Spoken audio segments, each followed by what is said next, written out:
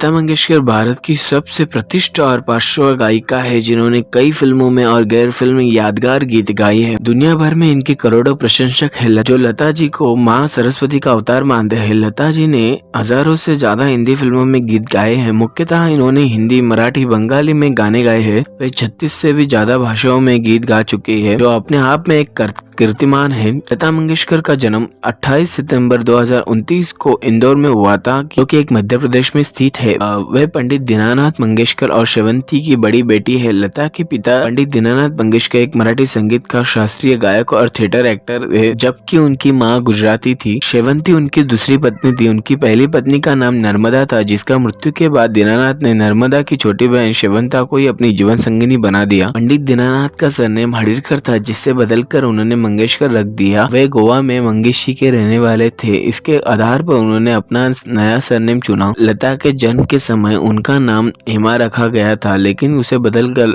लता रख दिया गया। यह नाम दीनानाथ को अपने नाटक भावबंधन के लिए महिला किरदार लतिका के नाम से सूझा। लता के बाद मीना, आशा, उषा और हृदयनाथ का जन्म हुआ था। क्या आपको पता है लता जी स्कूल नहीं गई? जी हाँ दोस्तों, लता जी सच में स्कूल नहीं गई। बचपन से ही लता जी को घर में गीत और संगीत और कला का माहौल मिला और उसी और आकर्षित हुई थी। 5 वर्ष की उम्र से ही लता जी को उनके पिता संगीत का पाठ पढ़ाने लगे। उनके पिता के नाटकों में लता जी अभिनय भी करने लगी। लता जी को स्कूल भी भेजा गया, लेकिन पहले ही दिन उनकी टीचर से अनबन हो गई। लता अपने साथ अपनी छोटी बहन आशा को भी स्कूल ले गई थी। टीचर ने आशा को कक्षा में बैठने की अनुमति नहीं दी, इसलिए लता को गुस्सा आ गया और फिर कभी स्कूल नहीं गई। 1942 में लता मंगेशकर पर मुसीबत का पहाड़ टूट गया। उनके पिताजी का जब मृत्यु हो गई तब लता मात्र 13 वर्ष की थी। लता पर परिवार का बोझ आ गया। नवयुग चित्रपट मूवी कंपनी के मालिक मास्टर विनायक मंगेशकर परिवार के काफी नजदीकी लोगों में से थे। लता का करियर गायिका और अभिनेत्री के रूप में संवारने के लिए मदद की, लेकिन लता को अभिनय पसंद नहीं था। लेकिन पैसों की तंगी के कारण उन्होंने कुछ हिंदी और मराठी फिल्मों में अभिनय किया। मंगला गौर, माझे बाल, गज बहू, बड़ी माँ, जीवन यात्रा जैसी फिल्मों में लता ने छोटी मोटी भूमिका अदा की। लता जी को सदाशिव राव नेवरेकर ने एक मराठी फिल्म में गाने का अवसर 1942 में दिया था। लता जी ने गाना रिकॉर्ड भी किया, लेकिन फिल्म के फाइनल कट से वो गाना हटा दिया गया। 1942 में रिलीज हुई मंगला गौर में लता जी का आवाज सुनने को मिली थी। इस गाने की धुन दादा चांदेकर ने दी। 1943 में प्रदर्शित मराठी फिल्म गजबहू में लता जी ने हिंदी गाना माता एक सपूत की दुनिया बदल दे तू गाया था। 1942 में लता मंगेशकर मुंबई शिफ्ट हो गई और उसके बाद उनका करियर आकार लेने लगा। वहाँ पर उन्होंने भिंडी बाजार घराने के उस्ताद अमन अली खान से भारतीय शास्त्रीय संगीत सीखना शुरू किया। फिल्म बड़ी माँ में गाए भजन माता तेरे चरणों में और 1946 में रिलीज हुई आपकी सेवा में लता जी द्वारा गाए गीत आ लागू कर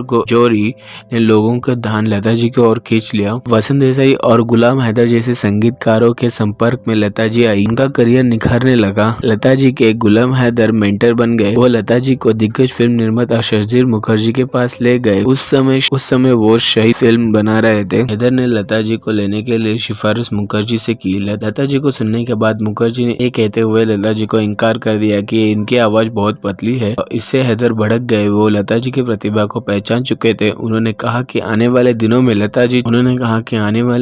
लता छा जाएगी और सारे निर्माता निर्देशक लता के चरणों में गिर कर लता से अपनी फिल्मों में गाने की मिन्नत करेंगे। गुलाम हैदर ने लता से मजबूर में दिल मेरा तोड़ो मुझे कोई ना छोड़ो गवाया। यह गीत लता का पहला हिट माना जा सकता है। गुलाम हैदर ने लता में जो प्रतिभा देखी थी उसका जिक्र अक्सर लता जी करती रहती थी। लता जी के अनुसार गुलाम हैदर उनके सही में गॉडफादर थे और उनको लता जी की प्रतिभा में पूरा विश्वास था। लता जी जब पार्श्व गायन के क्षेत्र में अपना करियर बना रही थी तब नूरजहां, शामशाद बेगम जैसे गायकों ने अपने बोलबाला था। लता पर भी इन गायकों का भी प्रभाव था। लता दीदी उसी शैली में गाती थी। लता जी समझ गई थी यदि उन्हें आगे बढ़ना है तो अपनी शैली विकसित करनी होगी और उन्होंने यही किया। उन्होंने हिंदी और उर्दू उच्चारण सीखे। आएगा आने वाला से नहीं देखा पीछे मुड़कर 1949 में एक फिल्म रिलीज हुई महल। इसमें खेमचंद प्रकाश ने लता से आएगा आने वाला गीत गवाया, जिसे मधुबाला पर फिल्माया गया था। यह गीत सुपरहिट रहा। इस गीत ने एक तरह से ऐलान कर दिया कि आने वाला आ चुका है। यह गीत लता जी के बेहतरीन गानों में से एक माना जाता है और आज भी सुना जाता है।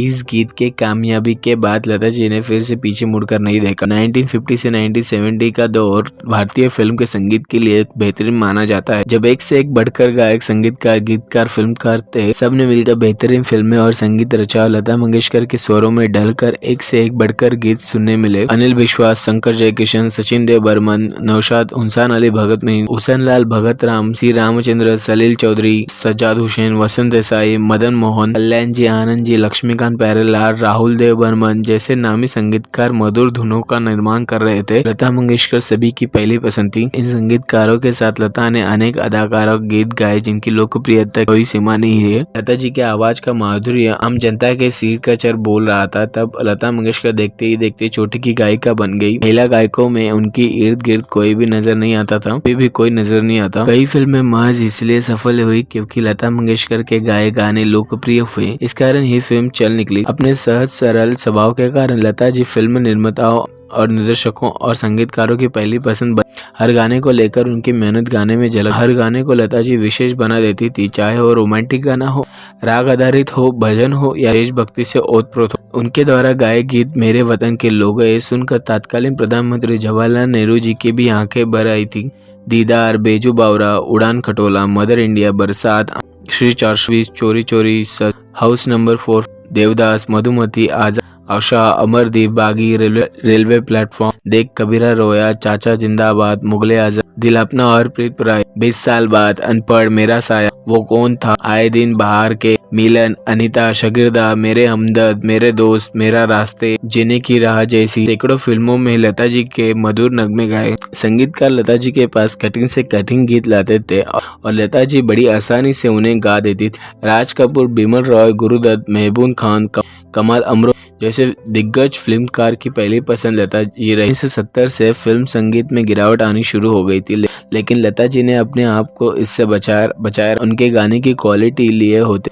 1970 में फिल्म संगीत में गिरावट आनी शुरू हो गई थी, लेकिन लता जी ने अपने आप को इससे बचाया उनकी गाने की क्वालिटी के लिए, लेकिन फिर भी उनकी सफलता शीर्ष पर बनी रही। इस दौर में भी उन्होंने पाकीजा, प्रेम पुजारी, अभिमान, हंसते जख्म, हीर रांझा, अमर प्रेमी, कटी पतंग, आंधी, मौसम, लैला मजनू, दिल की राह, सत्यम शिवम सुंदरम जैसी कई फिल्मों में यादगार गीत गाए। 80 के दशक में भी कई सारे नए संगीतकार उभर के अन्नू मलिक, शिवहरी, आनंद मिलिन, राम लक्ष्मण ने भी लता जी से गीत गाना पसंद किया। सिलसिला, फासले, विजय चांदनी, कर्ज, एक दूज के लिए, आसपास, अपर्ण, नसीब, क्रांति, सही, मेरी जंग, राम लखन, रॉकी, फिर वही रात, अगर तुम ना हो, बड़े दिल वाला, मासूम, साग, मैंने प्यार किया, बेताब, लव स्टोरी, राम तेरी गंगा मेली जैसे सैकड़ों फिल्मों में लता जी के गाए गीत गली गली गूंजते रहे। 90 के दशक में लता जी ने गाना कम कर दिया। इस दौर में भी डर, लम्हे, दिल वाले दुल्हनिया ले जाओगे, दिल तो पागल है, मोहब्बत है, दिल से, पुकार, जुबेदार, रंग दे बसंती, 1942, लव स्टोरी जैसी फिल्मों में लता जी को सुनने को मिला। हालांकि वो समय समय पर कहती भी रही कि आज के दौर के संगीतकार उनके पास अच्छे गीत का प्रस्ताव लाते हैं और तो उन्हें गीत गाने से कोई समस्या नहीं। लगभग 7 दशक से भारतीय फिल्मों में लता जी के गीतों का लगधक होती रही। अब मधुबाला से लेकर माधुरी दीक्षित तक जैसे तमाम हीरोइनों को उन्होंने आवाज दी। लता जी की आवाज कभी भी किसी अभिनेत्री को मिसफिट नहीं लगी। शाहरुख खान ने एक बार लता जी के सामने कहा भी था, काश उन पर भी कोई लता जी की आवाज में गीत फिल्माया जाता। लता मंगेशकर हमेशा अपने सौम्य स्वभाव के लिए जानी गई। तमाम फिल्म निर्माता, निर्देशक, संगीतकार, गायक, हीरो, हीरोइन से उनके पारिवारिक रिश्ते रहे। दिलीप कुमार, राज कपूर, देवानंद, अमिताभ बच्चन, यश चोपड़ा, राहुल देव बर्मन, मुकेश, किशोर कुमार से घनिष्ठ संबंध रहे। अब पीढ़ी दर पीढ़ी उनके संबंध मधुर रहे। लता जी को हर किसी ने अपने परिवार का हिस्सा माना था। अक्सर सफेद साड़ी में नजर आने वाली लता जी ने हमेशा अपने आप को विवादों से दूर रखा। सचिन देव बर्मन से जरूर उनका एक बार मनमुटाव हो गया था। दोनों ने 5 साल तक एक दूसरे के साथ काम नहीं किया था। इसी तरह मोहम्मद रफी और लता जी के गीतों की रॉयल्टी पर कीमत नहीं हो सकी और उन्होंने भी कुछ समय काम नहीं किया था। श्री रामचंद्र और ओपी नायर से उनका छोटा मोटा विवाद रहा। हालांकि इन्हें विवाद के वजह मनमुटाव कहना ठीक रहेगा, जो कि आमतौर पर साथ में काम करने वालों के बीच हो जाता है। 1962 में लता जी को जान से मारने की कोशिश की गई। लता जी को सुबह उठते ही पेट में काफी दर्द शुरू हो गया। उनकी हालत ऐसी थी कि अपनी जगह से हिलने को भी उन्हें दिक्कत होने लगी थी। लता जी को स्लो पॉइजन दिया गया था। हालांकि उन्हें मारने की कोशिश किसने की, इसके बारे में आज तक खुलासा नहीं हो पाया। दोस्तों, आपको पता है लता मंगेशकर जी ने अभी तक शादी नहीं की थी। लता मंगेशकर की शादी नहीं हो हो पाई। बचपन से ही परिवार का बोझ उन्हें उठाना पड़ा। इस दुनियादारी में वो इतना उलझ गई कि शादी के बारे में उन्हें सोचने की फुर्सत ही नहीं मिली। बताया जाता है कि संगीतकार सी रामचंद्रन ने लता मंगेशकर के समक्ष शादी का प्रस्ताव रखा था, लेकिन लता जी ने इसे ठुकरा दिया था। हालांकि लता जी ने इस बारे में कभी खुलासा नहीं किया, लेकिन कहा जाता है कि श्री रामचंद्र के व्यक्तित्व से लता जी काफी प्रभावित भी थी। एक इंटरव्यू में रामचंद्र ने कहा था कि लता जी उनसे शादी करना चाहती थी, परंतु उन्होंने इनकार कर दिया क्योंकि वह पहले से ही शादीशुदा थे। लेकिन रोचक बात तो है कि लता जी को इनकार करने के बाद श्री रामचंद्र ने इस घटना के कुछ बाद ही एक अन्य महिला मित्र शांता को दूसरी पत्नी बना लिया था। 1958 में श्री रामचंद्र के साथ व्यावसायिक रिश्ते खत्म कर लेने के बारे में लता जी ने एक इंटरव्यू में कहा था कि एक रिकॉर्डिस्ट इंडस्ट्री में मेरे बारे में कुछ उल्टी सीधे बातें फैला रहा था और मैंने श्री रामचंद्र से कहा था कि उसे हटा दे, परंतु वो उस रिकॉर्डिस्ट के साथ काम करने पर ही अड़े हुए थे। इस बात के बाद मैंने उनके साथ काम न करने का फैसला किया। लता मंगेशकर जी के कौन कौन से गीत पसंद किए गए, लोकप्रिय रहे, इसकी सूची बहुत लंबी है। लता जी ने ढेर सारे गाने गाए जिनमें से अधिकांश पसंद किए गए। किसी को मदन मोहन के संगीत में लता जी की गायकी पसंद आई तो किसी को नौशाद के संगीत में। सबकी अपनी अपनी पसंद रही। लता जी ने कितने गाने गाए इसको लेकर भी बड़ा चढ़ाकर दावे किए गए। खुद लता जी ने कहा था कि वो नहीं जानती कि उन्होंने कितने गाने गाए क्योंकि उन्होंने कोई रिकॉर्ड नहीं रखा। गिनीज बुक में भी उनका नाम शामिल किया गया था, लेकिन उसको लेकर भी खास विवाद हुआ। 25 या 30 हजार गानों की बातें करना बेईमानी है। लगभग 5000 से 6000 गीतों में लता जी ने अपनी आवाज दी है। खुद लता जी ने कहा था कि वो नहीं जानती कि उन्होंने कितने गाने गाए क्योंकि उन्होंने कोई रिकॉर्ड नहीं रखा। गिनीज बुक में भी उनका नाम शामिल किया गया था, लेकिन उसको लेकर भी खास विवाद हुआ था। लता मंगेशकर को ढेरों पुरस्कार और सम्मान मिले, जितने मिले उससे ज्यादा के लिए उन्होंने मना कर दिया। 1970 के बाद उन्होंने फिल्म फेयर को कहा दिया कि वो सर्वश्रेष्ठ गायिका का पुरस्कार नहीं लेंगी और उनकी बजाय नए गायकों को यह सम्मान दिया जाना चाहिए। लता जी को मिले प्रमुख सम्मान और पुरस्कार इस तरह से थे। लता जी को भारत सरकार की तरफ से 1969 को पद्म भूषण, 1989 को दादा साहेब फाल्के पुरस्कार, 1999 को पद्म विभूषण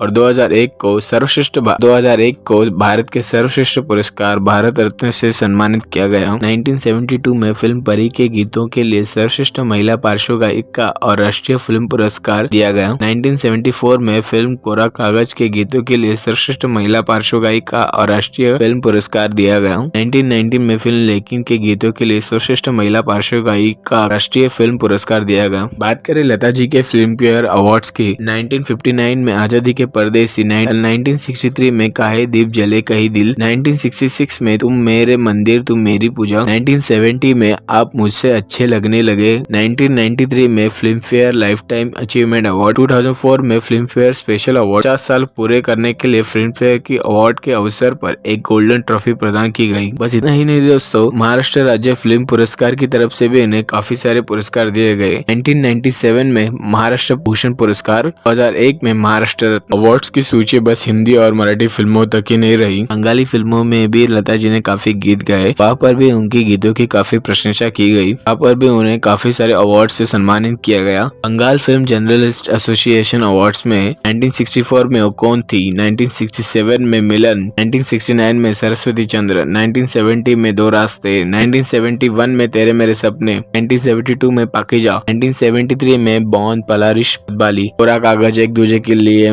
राम तेरी गंगा मेरी और भी कई फिल्मों के लिए उन्हें अवार्ड से सम्मानित किया गया। मध्य प्रदेश सरकार ने लता मंगेशकर के नाम पर पुरस्कार भी स्थापित किया है। लता मंगेशकर जी जैसी महान पार्श्व गायिका को हमने 6 फरवरी 2022 को अलविदा कह दिया। भगवान उनके आत्मा को शांति दे। ओम शांति।